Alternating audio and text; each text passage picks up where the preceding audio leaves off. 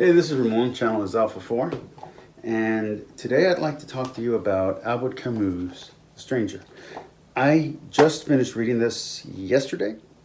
Interestingly, I had forgotten that I read this just after I got out of college. And what I remembered of the story was the buildup and the murder. I forgot there's a whole other portion of the trial and life of the character after the trial. I forgot all about that. Now, this book, if you ever are into existentialism, this book is supposed to be a prime example of existentialism.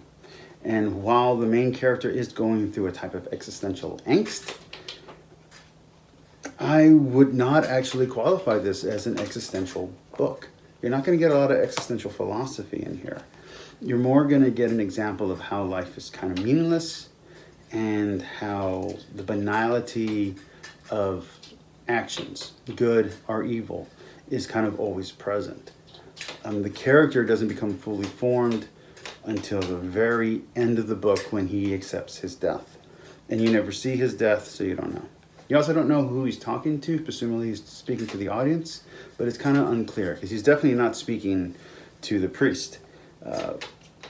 Unless this whole thing was the rant that he was supposed to be going on, but it doesn't seem like it. The story is about a man with a boring, kind of going nowhere job. Although later on you find out that he actually does have a way for promotion, he's just not interested in it.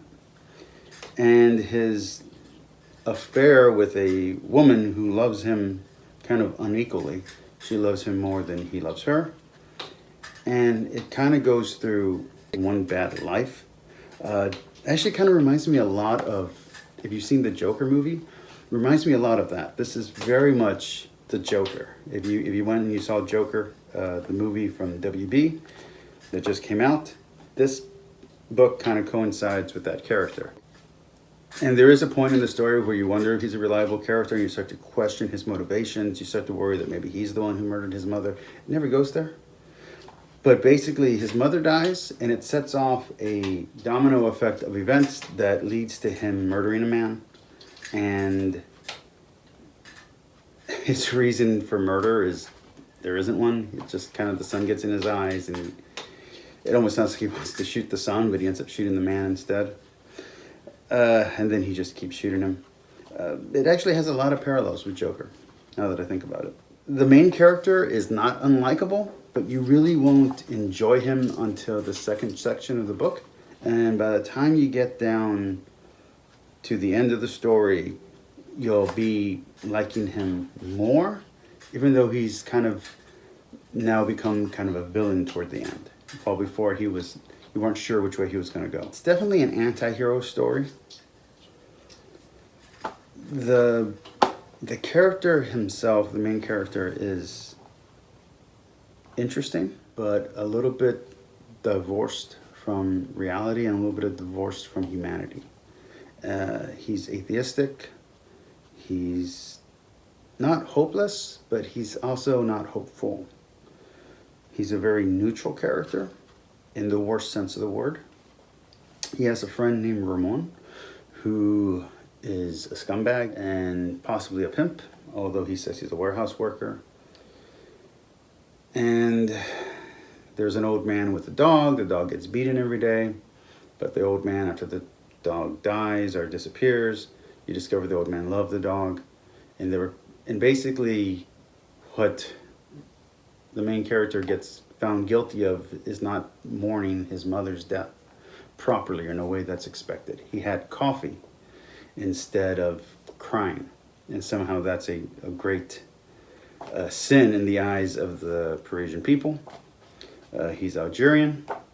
He kills an Arab, and that's kind of the whole story. It's really short. There's not really a lot to it, but there's a lot to it.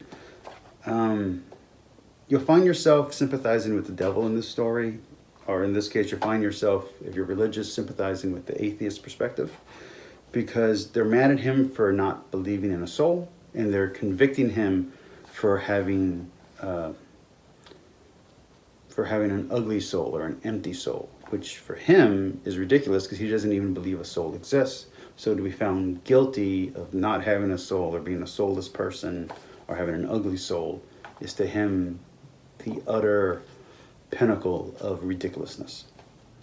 I can understand why Camus eventually leaves the camp of existentialism. I can understand why he distances himself from that philosophy, especially after reading this book. I don't think he was trying to identify. I know that people will argue differently, but I think he was telling the story of the angst of life and how things are pretty much meaningless. And from his point of view, there's no point to anything. So it doesn't really matter where you are in life because you're all kind of equally unimportant and equally going to die.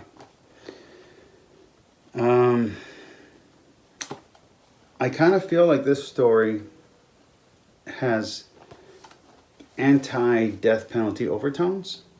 And I know that by 1977, the guillotine quit being used in France. I do feel that this has maybe some kind of influence on that because the character, you definitely feel sympathetic and you definitely don't think the character should die by the end of the book, even though he is a murderer and he does help another man beat his girlfriend, and technically I guess he helped a pimp. He is friends with scumbags and decent people. He treats kind of everybody the same, and he's kind of disinterested in life. But that being said, I would recommend The Stranger to anyone who's interested in philosophy or anyone who wants to read a novel that's supposed to be an example of existentialism. This is really good. I recommend it. It was really intense. And that's about it. So peace, like, and subscribe. Talk to you all later. Comment down below. Let's have a discussion. Good night.